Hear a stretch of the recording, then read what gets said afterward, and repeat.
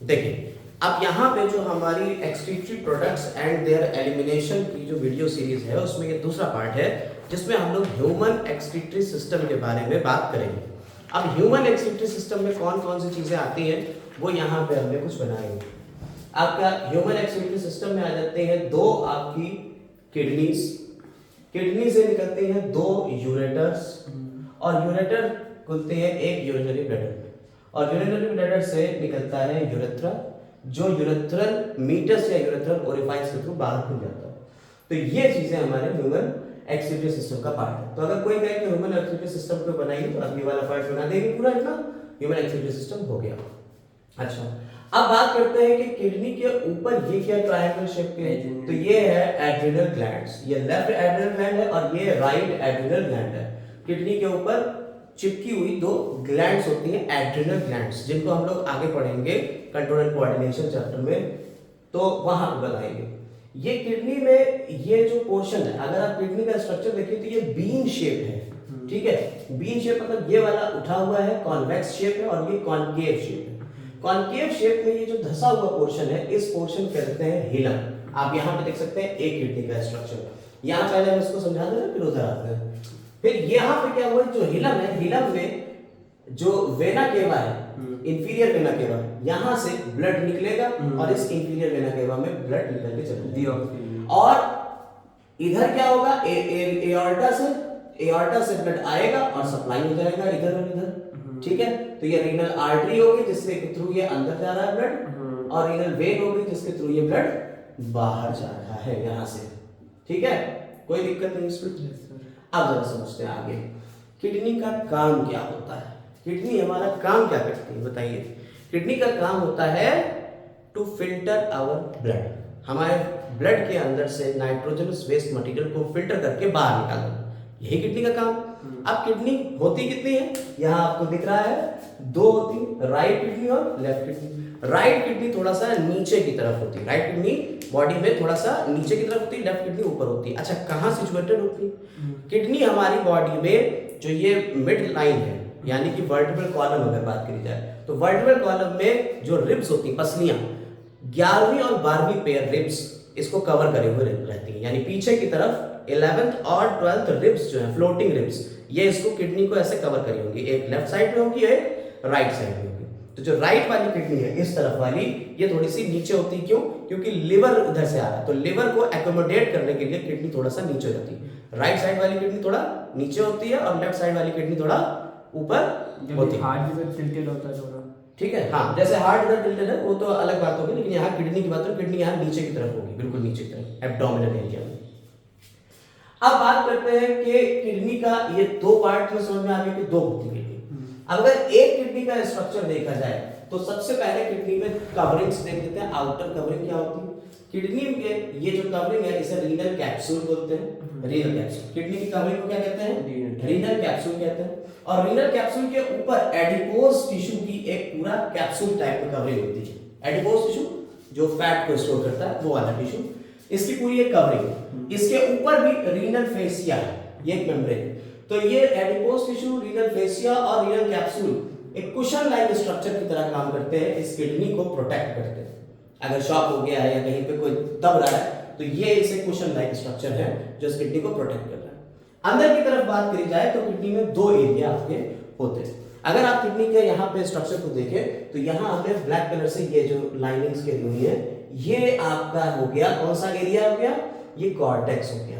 इसके अंदर ये जो ग्रीन कलर से जो स्ट्रक्चर आपको दिख रहे हैं ये मेडुला हो गया। अगर आप गौर से देखें तो कॉर्टेक्स का ये रीजन मेडुला में अंदर धंसा हुआ है, ये धंसा हुआ है, ठीक है। तो यानी कि किडनी में दो पार्ट है। आउटर पार्ट कौन सा है किडनी का? कॉर्टेक्स हो गया, और इनर पार्ट कौन सा हो गया? मेडुला हो गया। लेकिन मेडुला पूरा नहीं दिख रहा है आपको, मेडुला ये ग्रीन कलर के पार्ट्स दिख रहा है आपको, पिरामिडल शेप।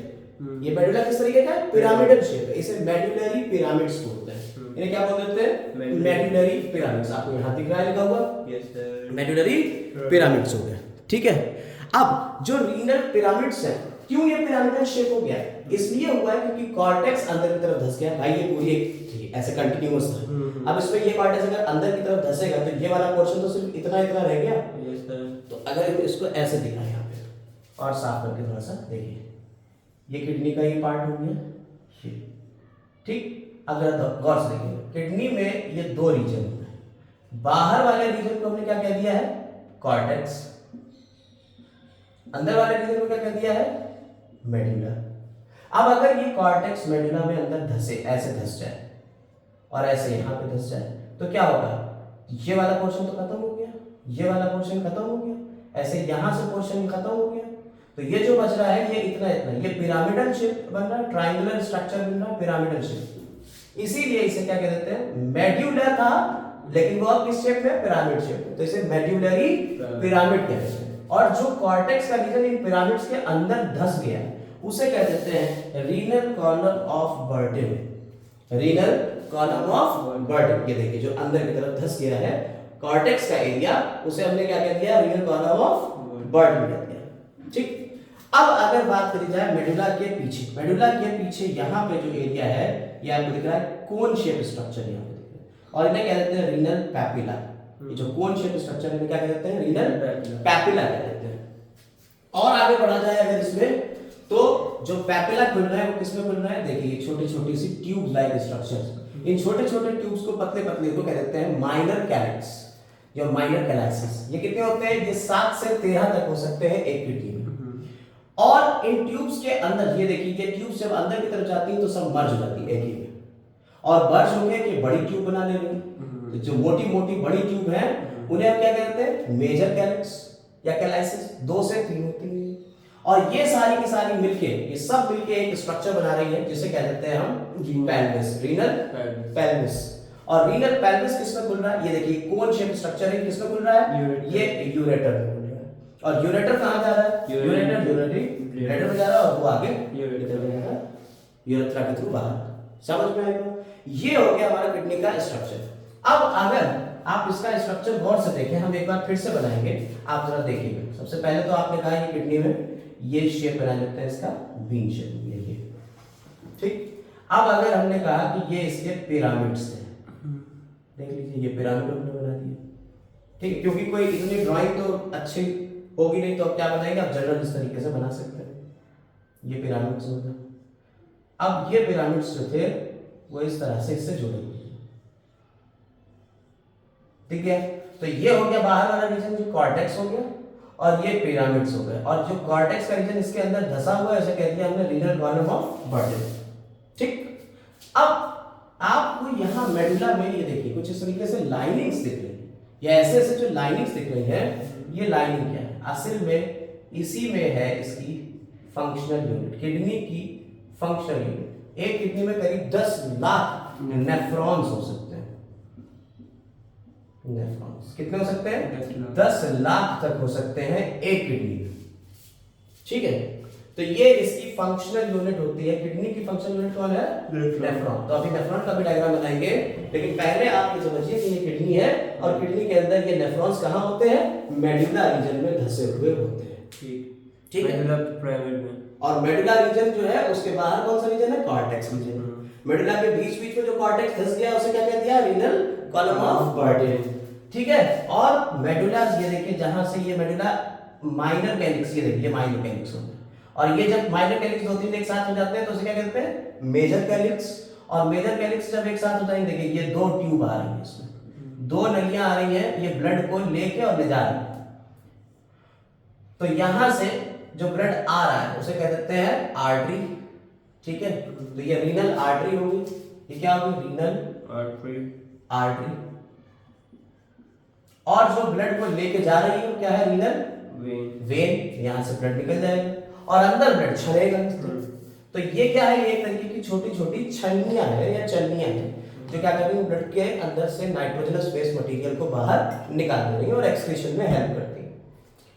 अब यहाँ माइनर कैलिक्स, फिर मेजर कैलिक्स, और फिर ये वाला पोर्शन पेल्विस, और पेल्विस किसमें खुल रहा है, यूरेटर में, और यूरेटर आगे क्लियर हो गई।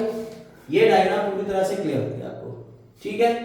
अब हम लोग जो बात करेंगे तो आगे बात करते हैं अब नेफ्रॉन की। एक नेफ्रॉन कैसा दिखता है, न्यूरॉन नहीं, देखिए कंफ्यूजन हो जाएगा, न्यूरॉन और नेफ्रॉन, ये भैया कंफ्यूजन ना हो। नेफ्रॉन जो होता है वो क्या है, ये किडनी की फंक्शनल यूनिट है, और ये हमारी तंत्रिका कोशिका नर्वस सिस्टम की एक फंक्शनल यूनिट है। समझ में आई बात या नहीं? तो हम लोग नेफ्रॉन के बारे में पढ़ने जा रहे हैं। अब नेफ्रॉन का स्ट्रक्चर देखते हैं और यही बना देते हैं, इस वाले स्ट्रक्चर को छेड़ेंगे नहीं, इधर बना देते हैं। ठीक है, चलिए बात करते हैं इसकी। देखिए यहाँ हम लोगों ने एक ये डायग्राम को देखना है, ये डायग्राम है नेफ्रॉन का। अब बात कर लेते हैं नेफ्रॉन कहाँ थे और कितने थे, जरा बताइए। तो नेफ्रॉन कितने थे अभी बताया हमने, 10 लाख और या 1 मिलियन। ठीक है, कितने पर किडनी, हर एक किडनी में इतने होते हैं। अच्छा, अब नेफ्रॉन होते हैं कहाँ पे होते हैं, हमने आपको बताया कि मेडुला रीजन में धंसे हुए होते हैं। अभी हमने आपको किडनी का डायग्राम बना के दिखाया था, उसमें हमने आपको ये कुछ इस तरीके का ट्रायंगुलर शेप बताया था और उसमें ये बताया था। ये क्या है, ये एक नेफ्रॉन है। ठीक है, ये नेफ्रॉन इसके अंदर धंसे हुए। अब एक नेफ्रॉन का स्ट्रक्चर अगर आप देखें तो उसमें ये पूरा होता है। एक नेफ्रॉन में 3 मेजर पार्ट होते हैं। एक तो ये पार्ट हो गया जिसे हम कह देते हैं मैल्पिजियम कैप्सूल या कॉर्पसल, जिसमें 2 चीजें आती हैं। बोमेंस कैप्सूल, देखिए ये इस तरीके से कैप्सूल लाइक स्ट्रक्चर मिल रहा है जिसे हमने कह दिया है बोमेंस कैप्सूल, और इसके अंदर देखिए ये एफरेंट आर्टेरियोल अंदर की तरफ आ रही है। एफरेंट आर्टेरियोल जो अंदर की तरफ कैपिलरीज के लाइक स्ट्रक्चर डिवाइड करती है। कैपिलरी का गुच्छा है और इस कैपिलरी के गुच्छे कह देते हैं ग्लोमेरुलस। तो ग्लोमेरुलस और बोमेंस कैप्सूल इन दोनों को मिला के हमने क्या कह दिया है, मैल्पिजियम कॉर्पस। इसके बाद ये नैरो एरिया में आ जाती है और ये जो एक ट्यूब लाइक स्ट्रक्चर है इसे कहते हैं प्रॉक्सिमल कॉन्वोल्यूटेड ट्यूब्यूल। ये शुरुआती एरिया है, इसलिए कह देते हैं प्रॉक्सिमल कॉन्वोल्यूटेड ट्यूब्यूल। नाम सारे याद रखिएगा। अभी हम लोग जब यूरिन के फॉर्मेशन की तरफ चलेंगे तब आपको इस पर बहुत ज्यादा चीजें याद रखना पड़ेगी और हर एक पॉइंट याद रखना पड़ेगा। इसी के साथ साथ इसमें आपको हार्मोन्स का भी सिस्टम याद करना पड़ेगा कि यहाँ से कौन सी सेल्स हैं, जेजी सेल्स होती हैं, जक्स्टाग्लोमेरुलर सेल्स, जो स्पेशल टाइप का फंक्शन करेगी, जिनको हम बाद में डिस्कस करेंगे कि कैसे किडनी जो है रेगुलेशन करती है अपना। तो पहले प्रॉक्सिमल कॉन्वोल्यूटेड ट्यूब्यूल ये आई, और प्रॉक्सिमल कॉन्वोल्यूटेड ट्यूब्यूल देखिए यहाँ से यहाँ तक ये आ गई, और इसके बाद ये पतला सा यहाँ से शुरू होता है। प्रॉक्सिमल कॉन्वोल्यूटेड ट्यूब्यूल नीचे की तरफ से यहाँ शुरू होता है और फिर ये पतला हो जाता है एरिया, जो यहाँ नीचे से शुरू हो रहा है और ये पतला हो रहा है, कैसे कहते हैं लूप ऑफ हेनले। और लूप ऑफ हेनले देखिए एक यू शेप लूप है, यू शेप, ठीक है, और ये यू शेप लूप जो है ये आगे की तरफ जा रहा है और फिर ये वाइड हो जाता है, चौड़ा, और जो चौड़ा एरिया हो जाता है इसे कहते हैं डिस्टल कॉन्वोल्यूटेड ट्यूब्यूल, डीसीटी। और ये किसमें जाता है, ये कलेक्टिंग डक्ट में खुल जाता है। किसमें खुल रहा है, कलेक्टिंग डक्ट में। ऐसे बहुत सारे डीसीटी इसके अंदर आके खुल जाते हैं। ठीक, समझ में आएगा। अब जो इफरेंट आर्टरी होती है, यहाँ से भाई ब्लड कैपिलरीज आगे भी तो निकल रही, तो ये बनी इफरेंट आर्टरी। ये एफरेंट है जो अंदर जा रहा है, देखिए इसको ये हमने चौड़ी बनाई है, थोड़ी मोटी, और ये पतली बनाई है, ठीक है। तो ये इफरेंट आर्टरी होगी जिससे ये ब्लड अब आगे जाएगा। तो ब्लड इधर से आया, इसमें गया, और इससे ये ब्लड आगे गया, ठीक। और जो आगे गया तो फिर ये पतली पतली ट्यूब्स में डिवाइड हो गई, और ये ट्यूब्स जो थी ये फर्दर इसके ऊपर बिल्कुल, जैसे मान लीजिए ये है एक ट्यूब, इसके ऊपर और लिपटी हुई है, ये पूरा गुच्छा ऐसे लिपटा हुआ होता है, तो ये कैपिलरीज बन जाती है, और ये कैपिलरीज का गुच्छा इसके ऊपर पूरा इन ट्यूब्स के ऊपर लिपटा हुआ है, तो इसे कहते हैं पेरी ट्यूबुलर। पेरी मतलब पेरिफेरी, बात ऊपर की तरफ, ट्यूबुलर कैपिलरी नेटवर्क, यानी ट्यूब्यूल्स के ऊपर का कैपिलरी का पूरा एक नेटवर्क बन गया है, इसे कहते हैं पेरी ट्यूबुलर कैपिलरी नेटवर्क। और इसके थ्रू ये यहाँ पे सारे के सारे नेटवर्क देखिए फिर से ये जुड़ी, और ये जुड़ी तो कहाँ चली गई, रीनल वेन की तरफ चली गई, रीनल वेन की तरफ चली गई। अभी आपको किडनी में दिखाया था वेन और आर्टरीज, तो आर्टरीज से ये आई, आर्टेरियोल बनी, आर्टेरियोल से कैपिलरी बनी, कैपिलरी से फिर आर्टेरियोल बनी, और आर्टेरियोल जो है ये आगे की तरफ कैपिलरीज फिर बन गई, और कैपिलरीज ने वेन्यूल बनाई, वेन्यूल से रीनल वेन की तरफ चला गया। सिस्टम समझ में आ गया पूरा, कोई दिक्कत नहीं। ये पेरिट्यूबुलर कैपिलरी नेटवर्क हो गया। अब हम लोग यहाँ पे बात कर लेते हैं कि नेफ्रॉन 2 तरीके के होते हैं। कुछ नेफ्रॉन ऐसे होते हैं जो इस मेडुला के अंदर, देखिएगा ये मेडुला हम यहाँ ऐसे बना दे रहे हैं, और इन नेफ्रॉन्स को ये मेडुला बना रहे हैं, ये वाला पार्ट, और इन नेफ्रॉन्स को इसमें दिखाने की कोशिश करेंगे। कुछ नेफ्रॉन तो ऐसे होते हैं जो इसमें ऊपर ही ऊपर रहते हैं, यानी कि इनका जो लूप ऑफ हेनले है वो अंदर ज्यादा जाता ही नहीं, ये रहता है। और ये ऐसे निकल जाता है और यहाँ पे आपकी करेक्टिंग नट है। ठीक, कुछ नेफ्रॉन तो ऐसे है, ये लूप ऑफ हेनले देखिए कितना छोटा सा है, बहुत छोटा सा अंदर की तरफ सब। कुछ नेफ्रॉन ऐसा होता है जिसमें लूप ऑफ हेनले होता है, ध्यान से देखिएगा,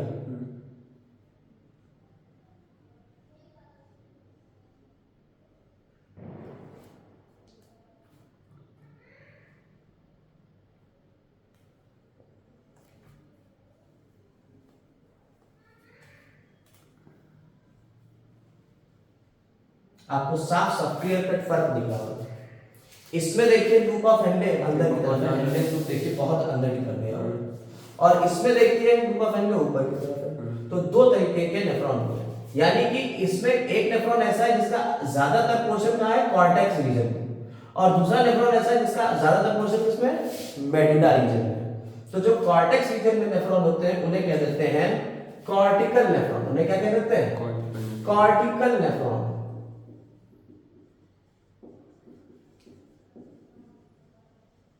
ठीक है, ये मेजॉरिटी होते हैं, 85% तो कॉर्टिकल नेफ्रॉन होते हैं, और दूसरे जिनका मेडुला रीजन के अंदर की तरफ धंसा हुआ होता है तो इन्हें क्या कहते हैं, जक्स्टा मेड्यूलरी नेफ्रॉन। ये 15% होते हैं, लेकिन असली काम यही करेंगे, असली काम फिल्ट्रेशन का मेन काम यही करते हैं कि बॉडी के अंदर जो मेन काम होता है फिल्ट्रेशन का वो यही करेंगे, जक्स्टा मेडुलरी नेफ्रॉन्स। ठीक है, तो इस तरह से दो तरीके के नेफ्रॉन होते हैं, कॉर्टिकल नेफ्रॉन और जक्स्टा मेडुलरी नेफ्रॉन। अब हम लोग नेफ्रॉन की फिजियोलॉजी समझने के लिए सबसे पहले ये समझेंगे, ये हम सारे नाम हटा दे रहे हैं, आप इसके नाम अपने आप नोट कर लीजिएगा, हम यहाँ पे कुछ डायग्राम और बनाने जा रहे हैं। सबसे पहले हम ये समझेंगे कि यहां पे जब ब्लड आएगा तो ये ब्लड यहां से फिल्टर होने का काम होना चाहिए। तो फिल्टर होगा तो क्या होगा, यहां पे एक वॉल आएगी और ये वॉल कुछ सेल्स से कवर्ड होगी, और वो सेल्स हम यहां कुछ इस तरह से ड्रॉ कर रहे हैं। ये बीच की इनकी वॉल, ये 3 मेम्ब्रेन होती है। देखिए कैपिलरी है तो कैपिलरी की एंडोथीलियम होगी, फिर बेसमेंट मेम्ब्रेन आएगी, और फिर जो इसका तुम्हारा बोवेंस कैप्सूल है, इसकी जो सेल्स होगी उन्हें कह देंगे पोडोसाइट्स। कैसी सेल्स है, पोडोसाइट्स। ध्यान से देखिएगा, इस सेल पोडोसाइट में क्या है, ये कुछ इस तरीके की सेल है, ये कुछ इस तरीके से पैर ऐसे निकले हुए इसके सेल है, ऐसे ही ये एक और सेल बना दे रहे हैं, ध्यान से देखिएगा। ठीक है, तो यहां क्या हो रहा है, बीच बीच में इसमें जगह आ रहा है, स्पेस आ रही है, और इसी की वजह से यहां से बहुत सारा मटेरियल फिल्टर होकर अंदर की तरफ आ जाता है। क्लियर हो गई बात या नहीं, कोई दिक्कत इसमें, कोई दिक्कत नहीं है। चलिए अब इसको हम सही से पूरा लिख देते हैं। देखिए हमने यहाँ पे पूरा लेबलिंग कर दी है, ये है क्या, ये इसी को हमने यहाँ पे इतने पार्ट को हमने जो है वहाँ फोकस किया। तो जो बेसमेंट मेम्ब्रेन थी ग्लोमेरुलस की, ये ग्लोमेरुलस है, इसकी जो बेसमेंट मेम्ब्रेन थी, जो एपिथेलियम थी, ये देखिए एपिथेलियम हो गई, और ये बेसमेंट मेम्ब्रेन हो गई। तो एंडोथीलियम ऑफ ग्लोमेरुलस, ये एंडोथीलियम हो गई ग्लोमेरुलस की, क्योंकि कैपिलरी में याद रखिए, एक पॉइंट हमने आपको पहले बताया है, फिर से बता देते हैं। आपने कहा कि साहब आर्टरी होती है, जब आर्टरी होती है तो उसकी 3 कवरिंग होती है, आर्टरी में 3 कवरिंग होती है, ट्यूनिका एक्सटर्नल, ट्यूनिका मीडिया और ट्यूनिका इंटरनल। आर्टरी से जब आर्टिरियल बनती है तो सिर्फ 2 कवरिंग रह जाती है, ट्यूनिका मीडिया और ट्यूनिका इंटरनल, एक्सटर्नल खत्म हो जाती है। और जब ये कैपिलरी में बनती है तो सिर्फ एक कवरिंग रह जाती है, ट्यूनिका इंटरनल, जिसे हम एंडोथीलियम कहते हैं, एंडोथीलियम कहते हैं। और एंडोथीलियम ही है ये हमारी यहाँ पे, क्योंकि कैपिलरी बोवेंस आ रही है। लेकिन इस बोवेंस कैप्सूल में जो ग्लोमेरुलस है, ये कैपिलरी का नेटवर्क है। ग्लोमेरुलस क्या है, कैपिलरी नेटवर्क, कैपिलरी पूरा गुच्छा। जो कैपिलरी का नेटवर्क है ना, पूरा गुच्छा, इसकी खास बात ये रहती है कि इसकी परमिएबिलिटी यानी इससे बहुत ज्यादा छलने की जो पावर है ये 500 से 1000 टाइम्स ज्यादा होती है जो नॉर्मल कैपिलरी होती है उससे।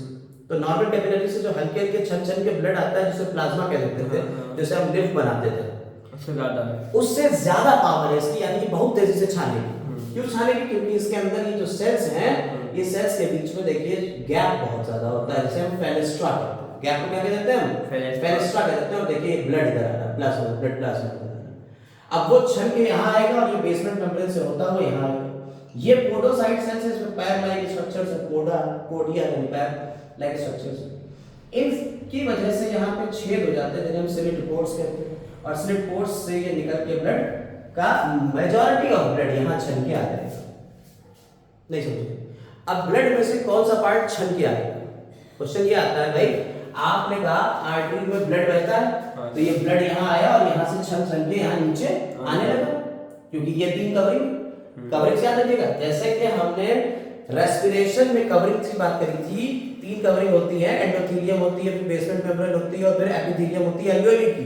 बिल्कुल वैसे ही यहाँ पे है, एंडोथेलियम है, फिर बेसमेंट मेम्ब्रेन है और फिर एपिथेलियम है किसकी? बोमेन्स कैप्सूल की। और बोमेन्स कैप्सूल की एपिथेलियम में क्या है? पोडोसाइट सेल्स है। अब यहाँ से छन के यहाँ आ जाएगा ब्लड। अब ब्लड की कंपोजिशन आपको पता है, ब्लड में कौन कौन सी चीजें होती हैं? प्लाज्मा होता है, कॉर्पसल्स होती है। तो यहाँ कॉर्पसल्स नहीं निकलेंगी, बड़ी बड़ी होती है, छेद से नहीं निकल सकती, प्लाज्मा निकलेगा और प्रोटीन नहीं निकल सकता। तो यहाँ से बहुत सारा, अच्छा देखिए यहाँ पे चौड़ा है, यहाँ पे मतलब, तो यहाँ से ज्यादा ब्लड आ रहा है, यहाँ से निकल कर रहा है, तो एक प्रेशर डेवलप हो रहा है। उस प्रेशर की वजह से यहाँ मेजॉरिटी ऑफ ब्लड का ब्लड निकल सकता है। तो यहाँ जाके जैसे प्लाज्मा में घुली हुई चीजें होती हैं, हमारे खाने की भी चीजें होती हैं, और नाइट्रोजन स्पेस प्रोडक्ट भी होते हैं, हार्मोन्स भी होते हैं, एंजाइम्स भी होते हैं, वो सब यहाँ आ जाएंगे। अरे यार ये तो बड़ी मुसीबत हो जाएगी, सारी चीजें तो यही निकल जाएंगी, फिल्टर होके यही आती सारी की सारी।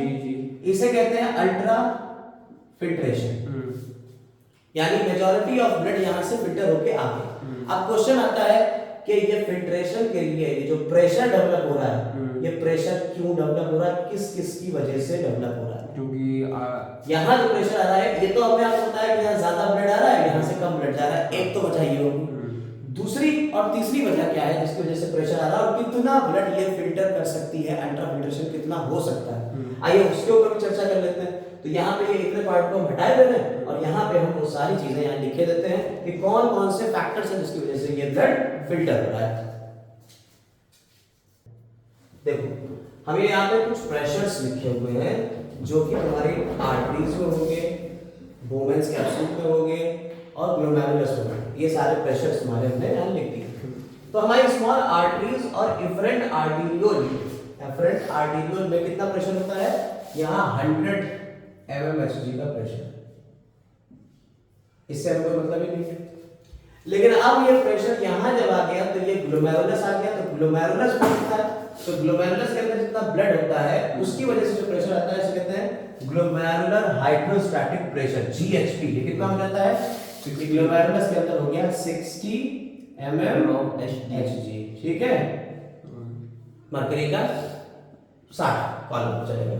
अब ब्लड कोलाइडल ऑस्मोटिक प्रेशर क्या होता है? यहाँ पे कुछ ब्लड के अंदर जो कोलॉइड्स हैं, इसके अंदर क्या होते हैं? कोलॉइड्स होते हैं। कोलॉइड्स का मतलब जैसे जो प्रोटीन है, अब कुछ ऐसे प्रोटीन है जो ब्लड से बाहर नहीं निकलेंगे, प्रोटीन तो बाहर चल के आते नहीं, वो प्रोटीन जो है एक नेगेटिव प्रेशर डेवलप करते हैं। कहते भाई हम तो जान ही नहीं, तुम्हें जाने नहीं देते, तो वो जाके चिपक जाता है। हाँ, तो वो प्रोटीन की वजह से क्या होता है, एक प्रेशर डेवलप हो जाता है कि वो इसको नेगेटिव अपोज करेगा ऑस्मोसिस का, तो उसे क्या कहते हैं? Blood colloidal osmotic pressure. जो ब्लड के अंदर प्रोटीन, और वो कितना लगाते हैं? 32 mmHg। इसके अलावा आता है कैप्सुलर हाइड्रोस्टैटिक प्रेशर। ये जो कैप्सूल है इसके अंदर भी तो अब यहाँ मोमेंट्स कैप्सूल में भी तो भर चुका है ब्लड जो फिल्टर हुआ, तो अब वो नेगेटिव प्रेशर नहीं लगाएगा। भैया क्यों आ रहा है? जब हमारा पूरा भर चुका है यहाँ, तो क्यों आ रहा है? तो वो भी एक नेगेटिव प्रेशर लगाता है, ये 18 mmHg। तो अब इफेक्टिव कितना हो? जिस वो प्रेशर जिसकी वजह से ये फिल्टरेशन होगा उसे कहते हैं इफेक्टिव प्रेशर। तो इफेक्टिव फिल्ट्रेशन प्रेशर क्या होगा?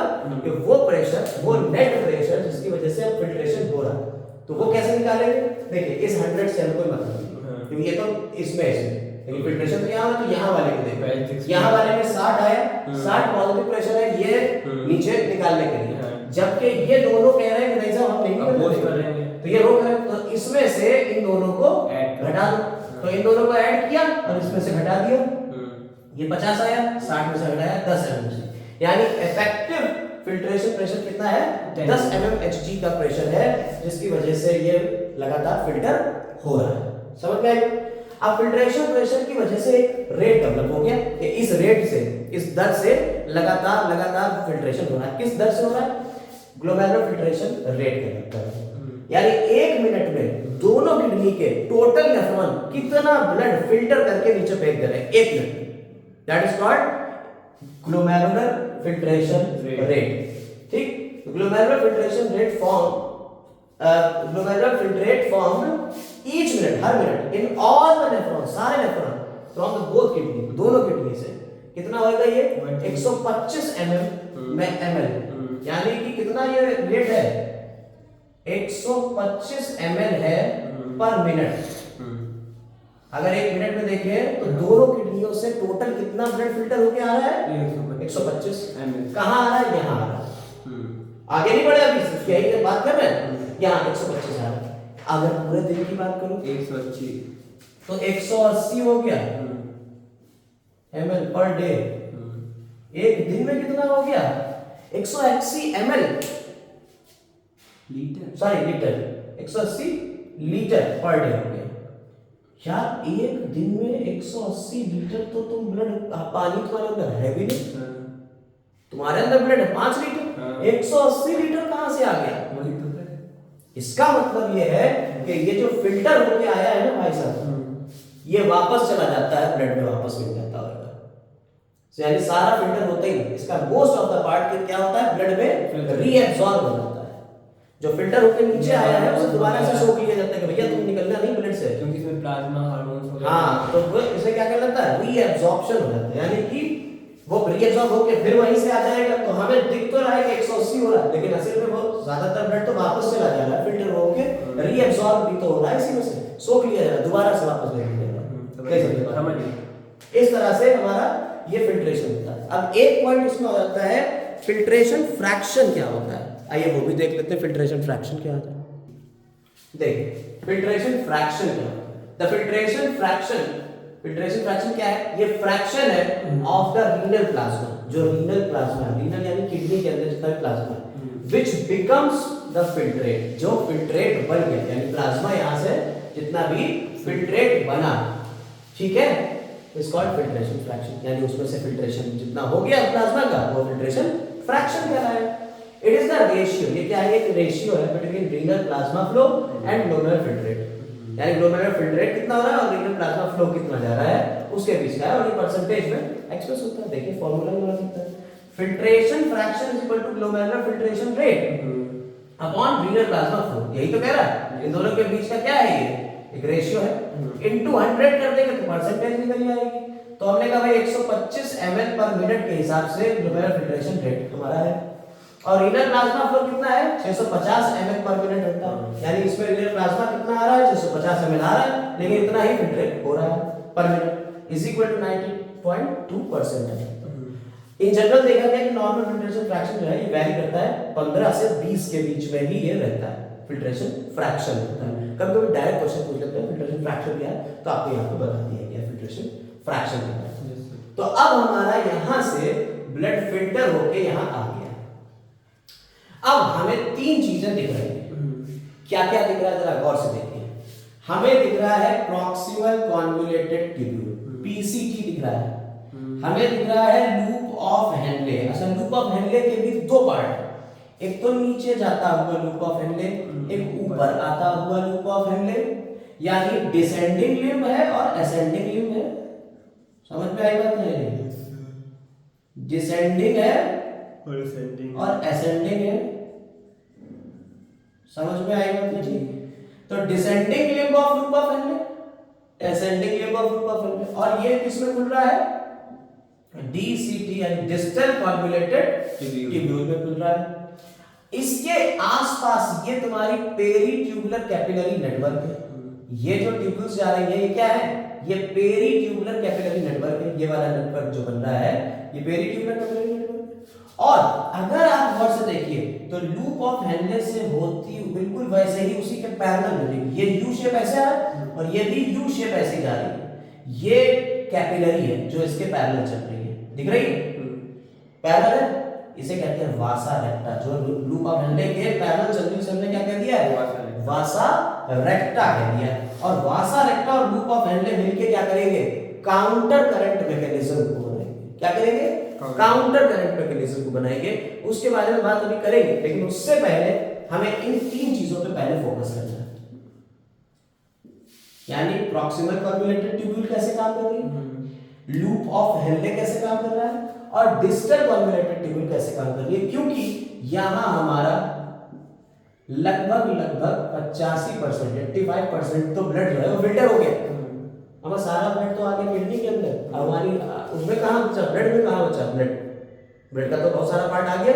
अब दिल किसे पंप करेगा जब सारा पार्ट तो किडनी चला गया। तो क्या होता है, रीएब्सॉर्ब करना है।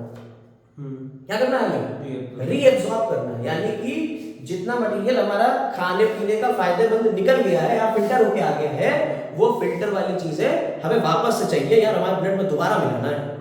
तो दोबारा मिलाना यानी रीएब्सॉर्प्शन के लिए क्या होगा, पीसीटी से कुछ चीजें रीएब्सॉर्ब होंगी, लूप ऑफ हेनले से कुछ चीजें रीएब्सॉर्ब होंगी, और डीसीटी यानी डिस्टल कन्वोल्यूटेड ट्यूब्यूल से कुछ चीजें रीएब्सॉर्ब होंगी।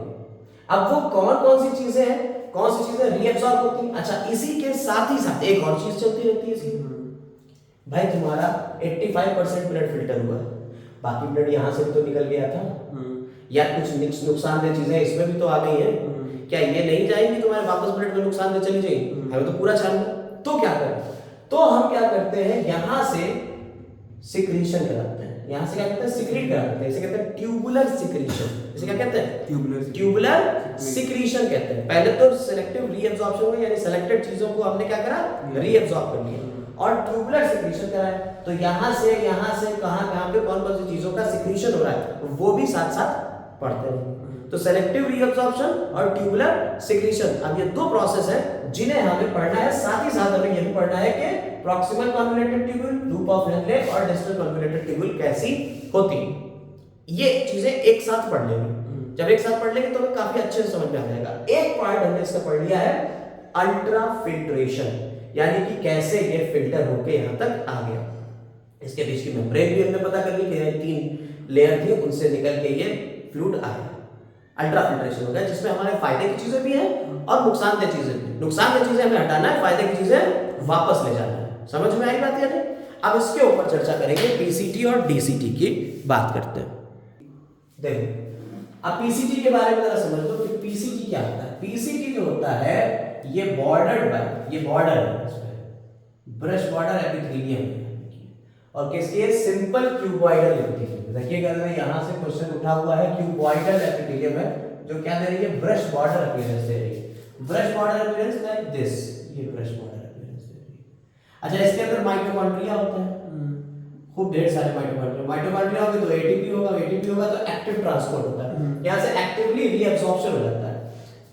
Nearly 70 to 80% of electrolytes and water reabsorbed by this segment। यानी इस सेगमेंट से 70 से 80% इलेक्ट्रोलाइट्स यानी कि ion, sodium ion, potassium ion, calcium ion, ये सारे रीअब्सॉर्ब हो जाएंगे, और इसी के साथ वाटर भी रीअब्सॉर्ब होगा। ठीक। अच्छा, ब्रश वाटर एपिथेलियम, इसके होने से क्या होता है, सरफेस एरिया बढ़ जाता है। इससे क्या हो जाता है, सरफेस एरिया बढ़ जाएगा रीअब्सॉर्प्शन के लिए। ठीक। पीसीटी से एक और बात समझिए, ये हेल्प करता है to maintain pH and ionic balance of the body fluids. यानी कि ये पीएच को बनाएगा, हमारे ब्लड के पीएच को, और आयनिक बैलेंस, आयंस का बैलेंस बनाएगा। कैसे? By selective secretion of hydrogen ion. यानी कि अभी हमने आपको बताया रीअब्सॉर्प्शन, इसके साथ ही साथ क्या करेगा, सिक्रीशन भी करेगा। हमने आपको बताया ट्यूबुलर सिक्रीशन, तो ये किसका सिक्रीशन करता है, हाइड्रोजन आयन को अपने अंदर से निकाल देगा यहां से, यानी यहां से हाइड्रोजन आयन को निकाल के इन ट्यूब्यूल्स में डाल देगा, HCO3 ले लेगा, और हाँ HCO3 को क्या करेगा, वापस ले लेगा, और साथ ही साथ अमोनिया को भी निकाल देगा। हाइड्रोजन आयन और अमोनिया इसमें निकल जाएंगे, और HCO3 को ले लेगा वापस इसमें से। समझ में आएगा? यानी tubular secretion into the filtrate, filtrate में डाल देगा और एब्जॉर्प्शन किसका करेगा, HCO3 का फ्रॉम इट, फिल्ट्रेट से निकाल लेगा। समझ में आई बात है? चलिए देखिए अब हम बात करने जा रहे हैं लूप ऑफ हेनले। तो ये जो आपका लूप ऑफ हेनले है, हम इसकी बात करने जा रहे हैं कि इसमें क्या होता है। जरा ध्यान से देखिएगा कि यहाँ तक प्रॉक्सिमल कैमुलेटेड ट्यूब्यूल था, इसके बाद यहाँ से लूप ऑफ हेनले शुरू हो रहा है, हमने यहाँ से पेरिट्यूबुलर कैपिलरी नेटवर्क हटा दिया कोई गलती नहीं। तो ये कह रहा है ये रीअब्जॉर्प्शन इज मिनिमम। अब यहाँ पे देखिए आपको बताया हमने डिसेंडिंग लिम्ब है और असेंडिंग लिम्ब है, जरा ध्यान से समझिएगा। डिसेंडिंग लिम्ब में क्या होता है और असेंडिंग लिम्ब में क्या होता है, ध्यान से देखिए। डिसेंडिंग लिम्ब यहाँ वाटर का रीअब्जॉर्प्शन होता है, यहाँ क्या होता है, वाटर का रीअब्जॉर्प्शन होता है। असेंडिंग लिम्ब में क्या होता है, NaCl का एक्सचेंज होता है, यानी सोडियम आयन और क्लोराइड आयन। यानी इलेक्ट्रोलाइट्स की बात अगर करी जाएगी तो किधर आएगी आपकी, असेंडिंग लिम्ब में, और वाटर के एक्सचेंज की बात करी जाएगी तो किसमें आएगी, डिसेंडिंग लिम्ब में। तो यहां यही बात देखिए, the descending limb of loop of Henle is permeable to water. ये किसके लिए परमिएबल है, वाटर। यहां से पानी आ जा सकता है but almost impermeable to electrolytes. यहां से इलेक्ट्रोलाइट्स नहीं आ सकते, यानी सोडियम क्लोराइड नहीं आ सकता, ठीक है। इसकी वजह से क्या होगा, जब यहां से फिल्ट्रेट जब आ रहा है, फिल्ट्रेट से पानी को खींच लिया जाएगा। ध्यान से समझिएगा, जब पानी निकाल लिया गया तो क्या कंसंट्रेशन बढ़ेगी, तो यहाँ पे ऑस्मोलैरिटी बढ़ना शुरू हो जाती है, यानी ऑस्मोटिक प्रेशर बढ़ना शुरू हो जाता है। यहाँ से क्योंकि पानी को निकाल लिया है, कंसंट्रेशन बढ़ने लगेगी। यहाँ तक जाते जाते इसकी ऑस्मोलैरिटी लगती है 1200 मिली ऑस्मोल, ठीक है।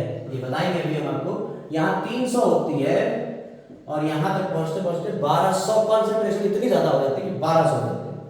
इसके बाद जब ये ऊपर की तरफ असेंडिंग लिम्ब की तरफ जाएगा तो यहाँ से सोडियम आयंस को एब्जॉर्ब किया जाएगा और क्लोराइड, जिसकी वजह से जब इलेक्ट्रोलाइट निकाल लिया गया तो कंसंट्रेशन अपने आप डाउन हो जाएगी, तो यहाँ से हाइपोटोनिक हो जाएगा। तो यहाँ हाइपरटोनिक होगा, यहाँ हाइपोटोनिक हो जाएगा। समझ में आई बात है?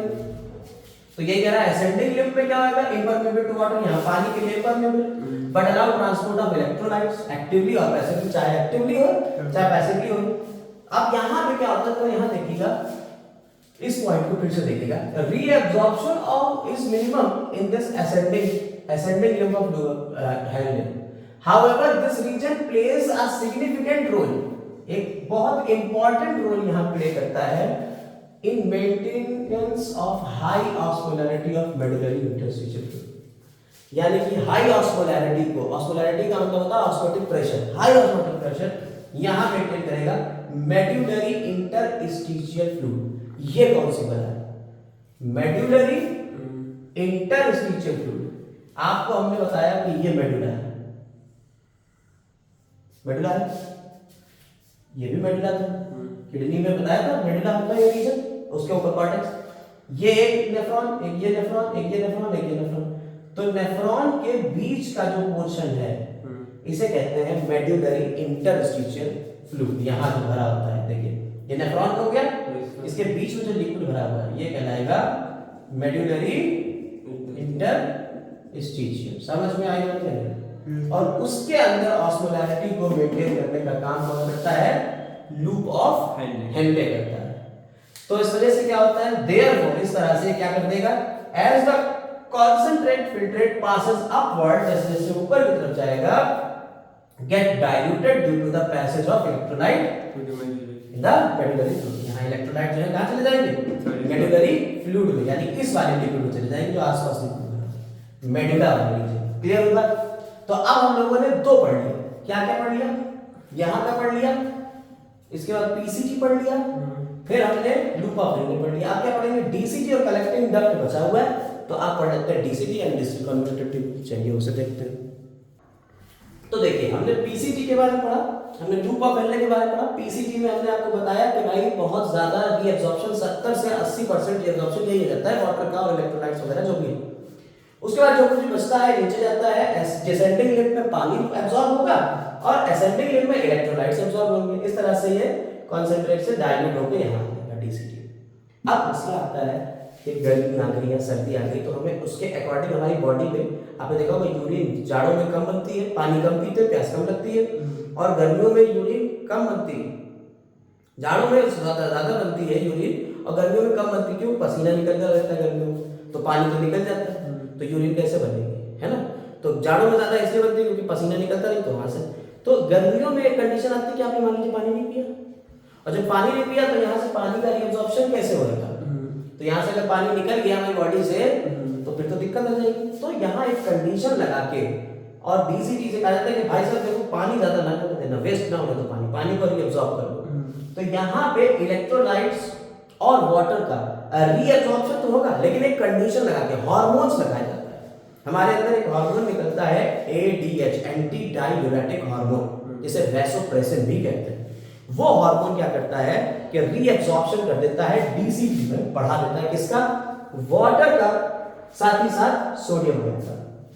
तो कंडीशन लगा के हम conditional reabsorption of sodium ion and water takes place in this segment. इस सेगमेंट में हम कंडीशन लगा के रीअब्सॉर्प्शन करेंगे। इसके साथ में एक और चीज भी है, DCT also capable of reabsorption of HCO3-। HCO3 भी यहां से रीअब्सॉर्ब हो सकता है, और सिलेक्टिव सिक्रीशन हो सकता है किसका? H+ का और पोटेशियम आयन का। आपने देखा था कि पीसीटी भी H+ आयन का सिक्रीशन कर रहा था और अमोनिया का कर रहा था, याद आ रहा है? तो अब ये आपको देखना है कि किस से कौन सी चीज सिक्रीट हो रही और कौन सी चीज रीअब्सॉर्ब हो रही। मतलब मोटा मोटा हमें यही चीज याद रखनी, जो इतनी देर से हम ये सब आपको सेगमेंट्स दिखा रहे हैं लिख के, उसमें क्या है आपको ये याद रखना है कि कौन सी चीज किस सेगमेंट में एब्सॉर्ब हो रही है और किस सेगमेंट में रिलीज हो रही है या सिक्रीट हो रही है। समझ में आया कि?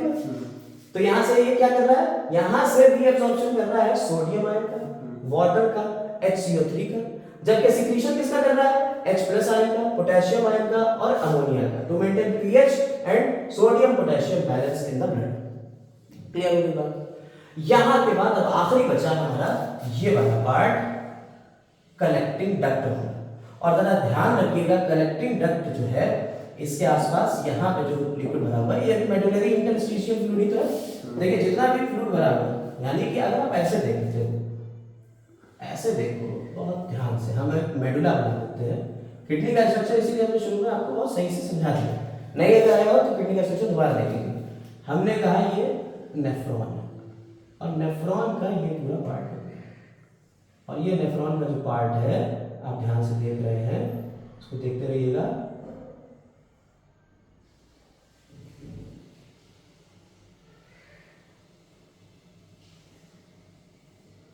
ये सीन आया, ये दिख रहा है? तो ये तो हो गया इसका पीसीटी, ये हो गया इसका लूप ऑफ हैंडलिंग। अब लूप ऑफ हैंडलिंग में ये डिसेंडिंग है और ये असेंडिंग है, ऊपर चढ़ने वाला असेंडिंग, नीचे जाने वाला डिसेंडिंग। इसके बाद ये वाला पार्ट आया, इसे क्या कह दिया हमने? DCT, distal convoluted tubule. इसके बाद ये वाला पार्ट आ गया, इसे क्या कह दिया? कलेक्टिंग डक्ट कह दिया। समझ में आएगा? अच्छा, इनके बीच जितना भी लिक्विड भरा हुआ है, ये सारा लिक्विड जो भी इसके बीच में भरा हुआ है, इसे कहते हैं मेड्यूलरी इंटरस्टिशियम। इसे क्या कह देते हैं? Medullary interstitium. क्लियर हुई बात या नहीं? बोलो, यहां तक कुछ दिक्कत नहीं? अब जरा ध्यान से देखना, फिर से इसकी गंदगी को यहां से हटा रहे हैं, मेड्यूलरी इंटरस्टिशियम को हटा देते हैं। अब जरा ध्यान से देखना, कतई भी इसमें दिमाग को इधर उधर ना करना, ध्यान से देखते रहना बस। अगर जरा सा भी बह गए तो छूट जाएगा कॉन्सेप्ट। देखो यहां हमने कहा कि ये ब्लड कैपिलरीज आ रही थी, ये छल्ला बन रहा था ग्लोमेरुलस यानी कि कैपिलरी, और ये यहां से वापस जा रहा था, और यहां से ये आ गया इसमें। यही तो करा था हमने, डायग्राम यही तो बनाया हुआ है हमने, देखा। और ये जो था ये कुछ इस तरीके से यहाँ ये कैपिलरी नेटवर्क बन रहा था। हम इसको नहीं बना रहे, हम यहां से देखते, देखिए ये लूप ऑफ हैंडले के बराबर से ये चल रही है, ये ट्यूब लूप ऑफ हैंडले के बराबर से चल रही है, दिख रहा है? ये लूप ऑफ हैंडले हो गया, और इसे कह देते हैं वासा रेक्टा। समझ में आएगा? इसमें देखिए लूप ऑफ हैंडले में ब्लड ऐसे आ रहा था, ध्यान से देखिएगा, रेड पेन से दिखा, लूप ऑफ हैंडले में ब्लड ऐसे आ रहा था, ये जबकि इसमें वासा रेक्टा में जो ब्लड था वो ऐसे आ रहा था, वैसे जा रहा था। दिख रहा है आपको ये या नहीं दिख रहा है? यानी एक में इधर नीचे से ऊपर जा रहा है, एक में ऊपर से नीचे जा रहा है, और बीच में इसके जो खाली जगह है वो क्या है, फ्लूइड भरा हुआ, और उसे क्या कह रहे हैं, मेडुलरी इंटरस्टिशियल कह रहे हैं। वही तो है मेडुलरी इंटरस्टिशियल, यानी इंटरस्टिशियल फ्लूइड कहते हैं। यहां से मटेरियल बाहर आएगा और इसमें जाएगा, यानी इन दोनों के बीच, इन दोनों ट्यूब के बीच आपस में आदान प्रदान होगा। लेकिन उससे पहले हम कलेक्टिव डक्ट के बारे में पढ़े, और जो ये आदान प्रदान हो रहा है ना, इधर से इधर जा रहा है, इधर से इधर आ रहा है, इस पूरे मैकेनिज्म को कहते हैं काउंटर करंट मैकेनिज्म। इसे क्या कहते हैं, काउंटर करंट मैकेनिज्म कहते हैं। और काउंटर करंट मैकेनिज्म से होता क्या है, कॉन्सेंट्रेट यूरिन निकलता है। जितना यहाँ पे फिल्ट्रेशन हुआ है उसका 4 गुना ज्यादा कॉन्सेंट्रेट यूरिन को हम बाहर निकालते हैं, यानी हाइपरटोनिक सॉल्यूशन निकालते हैं यूरिन का। और कंसंट्रेशन कैसे हो रहा है, किसकी वजह से हो रहा है, काउंटर करंट मैकेनिज्म। यानी एक करंट देखो ये जा रहा है और इसके काउंटर में ये वाला करंट जा रहा है, एक नीचे से ऊपर जा रहा है और इसके काउंटर में ऊपर से नीचे आ रहा है। तो ये जो करंट मैकेनिज्म है, यानी ये इधर से इधर जा रहा है और ये इधर से इधर जा रहा है, ऐसे समझ रहे हो, ये ऐसे जा रहा है, इसको कहते हैं काउंटर करंट मैकेनिज्म, और इससे कंसंट्रेशन बढ़ेगा। लेकिन पहले हम कलेक्टिंग डक्ट के बारे में भी पढ़ लेते हैं। पीसीटी में आपने देख लिया कौन कौन सी चीजें रीअब्सॉर्ब हो रही थी, सिक्रीट हो रही थी। डीसीटी में देख लिया कौन कौन सी चीजें रीअब्सॉर्ब हो रही है, सिक्रीट हो रही। लूप ऑफ हेनले के डिसेंडिंग और असेंडिंग लिम्ब में देख लिया कौन कौन सी चीजें रीअब्सॉर्ब और एक्सक्रीट हो रही। अब देखते हैं कलेक्टिंग डक्ट में कौन कौन सी चीजें रीअब्सॉर्ब और सिक्रीट होती हैं। फिर काउंटर करंट मैकेनिज्म को पढ़ के इस वीडियो को खत्म करेंगे, ठीक है। आइए देखते हैं। देखिए कलेक्टिंग डक्ट के बारे में अगर बात करी जाए तो ये लॉन्ग डक्ट है जो कॉर्टेक्स और मेडुला दोनों पार्ट में ये रहती है। मैंने आपको अभी बताया कि ये किडनी का ये वाला कॉर्टेक्स पार्ट होता है, तो यहाँ पे भी होगी और मेडुला दोनों में होती है, ठीक है। कोई ये कह रहा है inner part of medulla extend from cortex of the kidney to the inner part of the medulla. Extend मतलब बढ़ती है कहां से, यहां से लेके यहां तक पड़ी रहती है। Large amount of water would be reabsorb, इससे लार्ज अमाउंट का वाटर जो है वो रीअब्सॉर्ब हो सकता है from this region to produce concentrate urine, इस रीजन से, ताकि कंसंट्रेट यूरिन प्रोड्यूस हो पाए। This segment allows the passage of small amount of urine, ये सेगमेंट अलाउ करता है किसको, passage of small amount of urea, urine, urine के urea, urea small amount of urea into the medullary interstitium. ये क्या कर रहा है, स्मॉल अमाउंट ऑफ यूरिया को भी यहां से अंदर ले लेगा है, कहां, मेडुलरी इंटरस्टिशियम, ठीक, टू कीप अप ऑस्मोलैरिटी, ताकि ऑस्मोटिक बैलेंस बने अंदर में। देखिए बेसिक चीज है, हम लोगों को अपना ऑस्मोटिक बैलेंस बनाए रखना है ताकि फ्लूइड का कोई एक्सचेंज ना हो, ठीक है। हमें अपना ऑस्मोटिक बैलेंस बनाए रखना है ताकि कोई भी फ्लूइड का एक्सचेंज ना हो। This also play role in maintenance of pH, ये क्या कर रहा है, ये प्ले कर रहा है रोल किसमें, पीएच को मेंटेन करने में, and ionic balance of the blood bye selective secretion of H+ and K+ ion. किसके द्वारा, H+ और K+ आयन के सेलेक्टिव सिक्रीशन, यानी यहां से H+ और K+ आयन भी सिक्रीट हो जाएगा। अब हम आपको इसका पूरा एक डायग्राम दिखा देते हैं, एनसीईआरटी में जो पूरा बनाया हुआ है और एनसीईआरटी ने किस तरह से ये एक्सप्लेन किया है इस डायग्राम में। आइए देखते हैं, देखिएगा यहाँ पे फोकस करते हैं हम इसके ऊपर और इस डायग्राम को देखेंगे। जरा देखिए गौर से, अगर आप इस डायग्राम को देखें तो ये देखिए ऊपर की तरफ ये जो पोर्शन दिखाया है लाइट ग्रीन से, ये हो गया कॉर्टेक्स का, डार्क ग्रीन से जो नीचे का पोर्शन दिखाया है ये हो गया मेडुला का। कॉर्टेक्स रीजन में अगर आप गौर करिए तो कॉर्टेक्स रीजन में ये आपका हो गया बोमेन्स कैप्सूल, और इससे देखिए कौन कौन सी चीज़ें ये ऊपर की तरफ आ रही हैं, यानी कि ये एब्जॉर्ब हो रही हैं और ये सिक्रीट हो रही हैं। ये एब्जॉर्ब हो रही हैं, ये सिक्रीशन हो रहा है, यानी हाइड्रोजन आयन और अमोनिया का ये सिक्रीशन कर रहा है, जबकि HCO3, NaCl, H2O, न्यूट्रिएंट्स और पोटेशियम आयन को ये क्या कर रहा है, रीएब्जॉर्ब कर रहा है, ऊपर की तरफ रीएब्जॉर्प्शन हो रहा है और यहाँ एक्सक्रीशन हो रहा है, सिक्रीशन, ठीक है। अब अगर इसकी बात करी जाए तो पोटेशियम, यहाँ देखिए DCT आ गया, ये DCT में पोटेशियम आयन और हाइड्रोजन आयन का एक्सक्रीशन हो रहा है। सेलेक्टिवली रीअब्जॉर्प्शन किसका हो रहा है, NaCl का, H2O का, HCO3- का। इसके अलावा अगर लूप ऑफ हेनले की बात करी जाए तो descending limb of loop of Henley में अगर आप गौर से देखें तो यहाँ वाटर का रीअब्जॉर्प्शन हो रहा है। और असेंडिंग में देखिए NaCl और यूरिया का रीएब्जॉर्प्शन हो रहा है, NaCl रीएब्जॉर्ब हो रहा है और यूरिया इसमें अंदर आ रहा है। ऊपर की तरफ जाएंगे तो NaCl देखिए ये पूरा लूप ऑफ एनले चल रहा है। अब यहाँ से देखिए ये कलेक्टिंग डक्ट आ गई, कलेक्टिंग डक्ट में देखिए यूरिया रीअब्सॉर्ब हो रहा है और वाटर रीअब्सॉर्ब हो रहा है, इसी के साथ में पोटेशियम आयन और H+ आयन भी रीअब्सॉर्ब होते हैं यहाँ से, और इस तरह से कलेक्टिंग डक्ट से कंसंट्रेट यूरिन निकल जाती है। क्लियर हो रही है बात या नहीं? इस तरह से आपका पूरा ये डायग्राम जो है ये एक्सप्लेन करता है कि कैसे आपका फॉर्मेशन हो रहा है, डिफरेंट जगहों से अलग अलग आयंस जो हैं वो एब्जॉर्ब और सिक्रीट हो रहे हैं। ऊपर की तरफ सारे रीअब्जॉर्प्शन दिखाया जा रहा है, यहाँ से सिक्रीशन दिखाया जा रहा है। ये थिक सेगमेंट है लूप ऑफ एनले का, ये थिन सेगमेंट है लूप ऑफ एनले का। ठीक है, ये पूरा आपको समझ में आ गया। अब हम लोग काउंटर करंट मैकेनिज्म के बारे में और जानेंगे और इसी के साथ वीडियो को खत्म करेंगे। ठीक है, आइए आ जाते हैं काउंटर करंट मैकेनिज्म के ऊपर।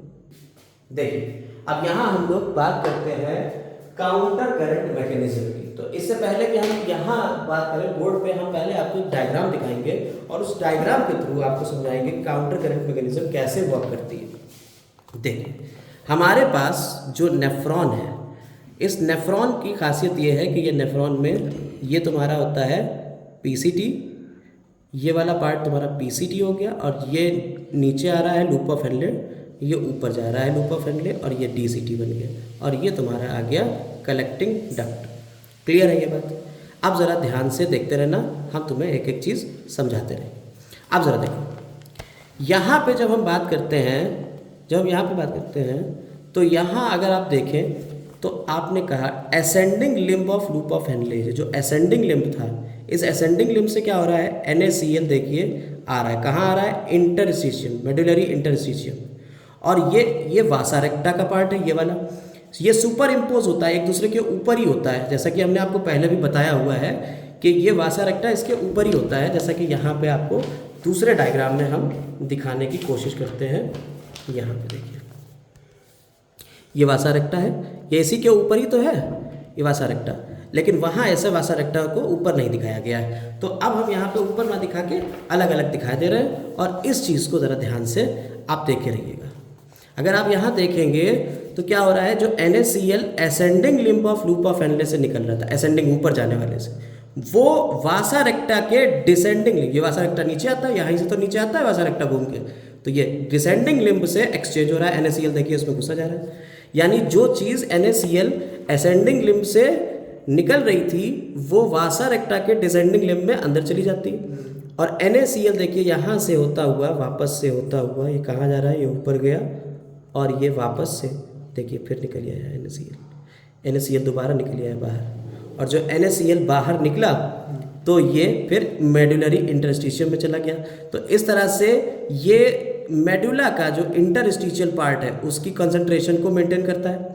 साथ ही साथ अगर आप इधर देखें, ये जो यूरिया निकल रही है किससे, कलेक्टिंग डक्ट से, ये देखिए यूरिया अंदर आ रही है मेडुलरी इंटरस्टिशियम, ये कहाँ जा रही है, ये भी ascending limb of loop of Henle में जा रही है, और यूरिया जो ascending limb of loop of Henle में जा रही है ये वापस ऊपर जाके फिर यहाँ से आएगी और फिर यहाँ से निकल पड़ती है। तो इस तरह से ये एक काउंटर करंट चल रहा है दोनों के बीच में, कि जब पानी ऊपर से नीचे जा रहा है या नीचे से ऊपर जा रहा है तो ये काउंटर करंट हो गया, और ये दोनों एक दूसरे के काफ़ी करीब होते हैं, तो इसे कहते हैं प्रॉक्सिमिटी।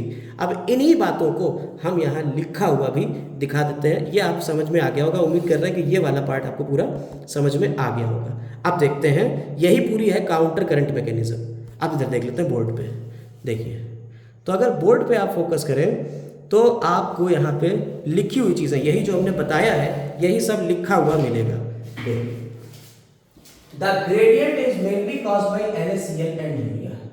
तो जो अंदर का ग्रेडियंट है मेडुला का, मेडुलरी इंटरस्टिशियम का, किसके द्वारा हो रहा है, NaCl और यूरिया के द्वारा हो रहा है।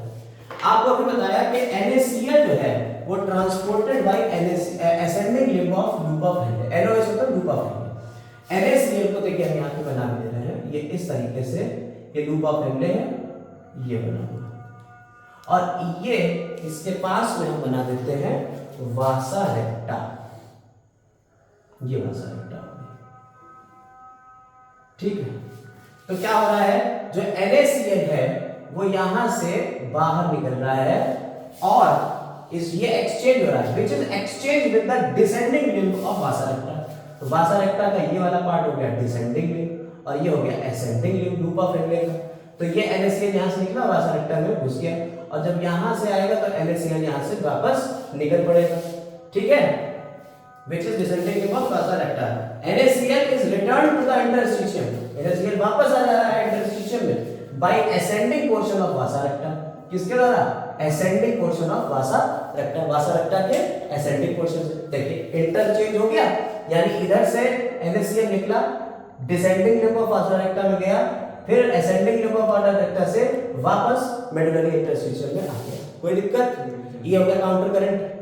अब लाइन देखिए Similarly, small amount of urea enter, ठीक है, similarly small amount of urea enter the thin segment of ascending limb.